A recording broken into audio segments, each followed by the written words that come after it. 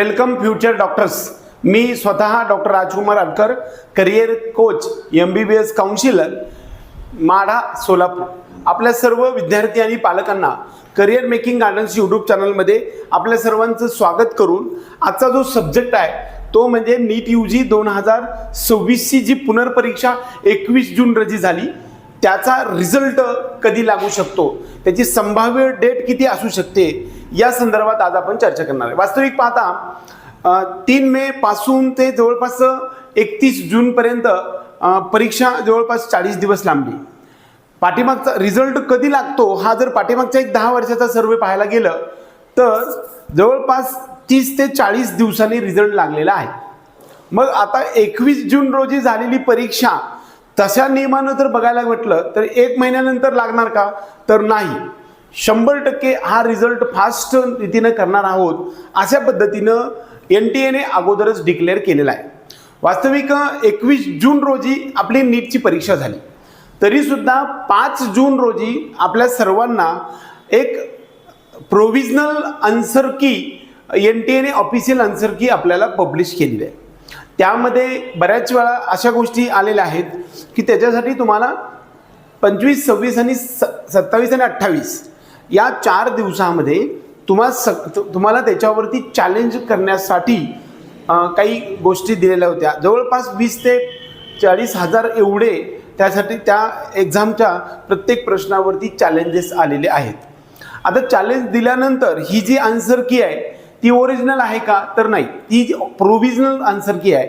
याच्यानंतर आपली जी final answer की आहे ती आपल्याला पब्लिश होणार आहे. ती कधी होऊ शकते, 28 तारखेच्या संध्याकाळपर्यंत चॅलेंजेस जे आहेत ना ते सगळे ॲक्सेप्ट केल्यानंतर ह्या चॅलेंजवरती उत्तर, खरं तर चॅलेंज देत असताना आपल्याला जो काही NCERTच्या बेसवरती असणारा पुरावासुद्धा किंवा प्रूफसुद्धा तुम्हाला त्या ठिकाणी द्यावा लागत होता. याच्या आधारे जे काही विषयांचे तज्ज्ञ आहेत, सब्जेक्ट एक्सपर्ट्स आहेत, त्यांच्याकडून त्याची पडताळणी केली जाते आणि तुम्हाला पहिला जो आत्ताचा मुद्दा असेल तो म्हणजे फायनल आन्सर की. म्हणजे फायनल आन्सर की आपल्याला पहिल्यांदा येणार आहे. म्हणजे फायनल आन्सर की आल्यानंतर आत्ता त्यावेळेसच आपल्याला एका नोटिफिकेशनमधून सांगितलेलं आहे NTA की जे काही तुमचे पेपरचे तुमचा जो OMR सीट आहे त्याचं सध्या स्कॅनिंग सुरू आहे. मग आता हे स्कॅनिंग पण आणि हे जी ऑफिशियल आन्सर की आहे ह्याची फायनल जवळपास 3 ते 4 दिवसामध्ये होऊ शकते. आज 1 जुलै 2026 दरम्यान 3 ते 4 तारखेच्या दरम्यान आपल्याला एक फायनल आन्सर की म्हणजेच NTAची ऑफिशियल फायनल आन्सर की येईल. त्याचबरोबर लगेचच 1 ते 2 दिवसामध्ये तुम्हाला तुमचे OMR सीट येईल. OMR सीट आल्यानंतर ते OMR सीट तुमच्या स्टुडंट लॉगिंग, कॅन्डिडेट लॉगिंगवरती जाऊन तुमचा जो पासवर्ड आहे आणि रोल नंबर टाकून तुमचं जे काही OMR सीट डाउनलोड करून घ्यायचे आहे त्याची प्रिंट काढायची. त्याचबरोबर एक महत्त्वाचा एक गोष्ट त्यामध्ये राहिलेली आहे, त्यामध्ये OMR सीट बरोबरच तुम्हाला रेकॉर्डेड रिस्पॉन्सेससुद्धा NTA प्रोव्हाइड करत असते. आपण रेकॉर्डेड रिस्पॉन्सेस म्हणजे काय, एक्झाम्पल एक छोटंसं लक्षात घ्या.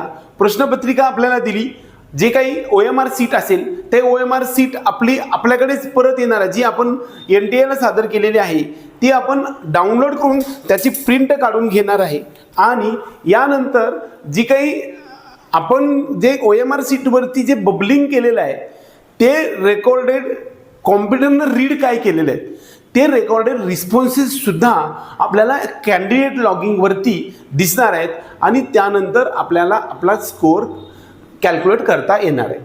खरं तर ही सर्व प्रक्रिया NTA अगदी ॲटोमॅटिक सिस्टममधून करत असते, परंतु रेकॉर्डेड रिस्पॉन्सेस त्याचबरोबर OMR सीट, OMRवरती चॅलेंज, ह्या सर्व गोष्टी 3 ते 4 दिवसात होईल आणि दरम्यान 10 ते 15 जुलै 2026च्या आत रिझल्ट आपला लागायला पाहिजे असं माझं म्हणणं आहे. कदाचित या OMR सीटवरती काही चॅलेंजेससाठी 2-3 मिनिटाचा वेळ दिला, 2-3 दिवसाचा वेळ दिला जाणार आहे.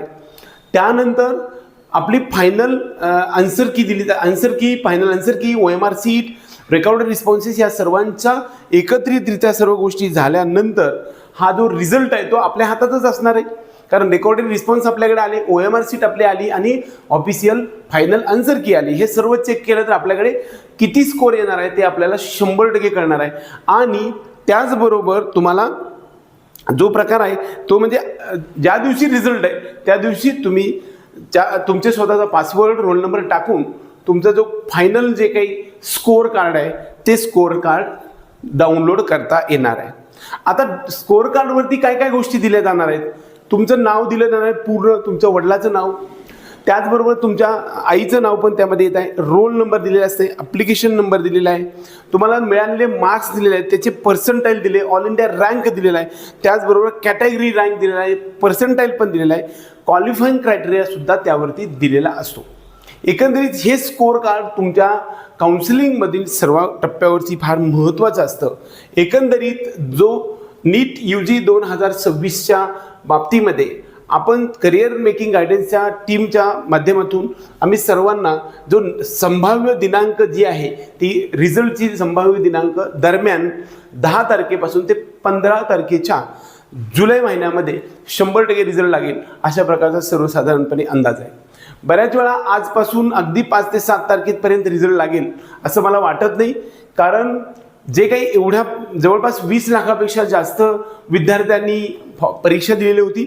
या परीक्षेमध्ये ज्या विद्यार्थ्यांनी परीक्षा दिलेल्या आहे त्या सर्वांचे जे काही OMR सीट आहे ते स्कॅन करण्यास सुरू झालेलं आहे असं पण सांगितलं आहे. आणि ते स्कॅन करण्यासाठी काही ठराविक वेळ उपलब्ध होणं गरजेचं आहे आणि त्यानंतर सर्व प्रकारच्या गोष्टी वेबसाईटवरती क्लिअर झाल्यानंतर रिझल्ट लागेल.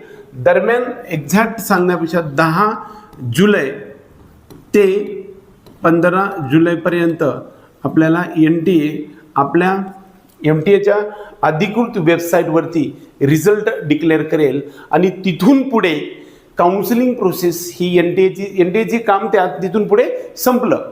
त्यामुळं त्यातून पुढे जर चालू होत असेल ते आपलं प्रत्यक्ष काउन्सिलिंग किंवा ॲडमिशन प्रक्रिया सुरू होत असते.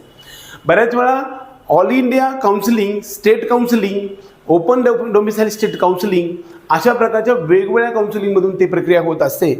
तर परीक्षा झाल्यानंतर दरम्यान 15 ते 20 दिवसामध्ये MCC ऑल इंडिया कोट्याच्या काउन्सिलिंगमधील MBBS BDSची काउन्सिलिंग प्रक्रिया म्हणजेच प्रवेश प्रक्रिया सेंट्रल लेवलची काउन्सिलिंग प्रोसेस सुरू होणार आहे आणि त्यासाठीचे डॉक्युमेंटेशन वगैरे सर्व गोष्टी आपण सगळ्या गोष्टी तयार करायला लागा.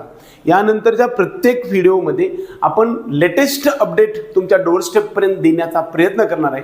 त्यासाठी आपल्या ह्या व्हिडिओला लाईक करा, त्यानंतर आपल्या चॅनलला सबस्क्राईब करून बेल आयकॉन दाबा. जय हिंद, जय महाराष्ट्र.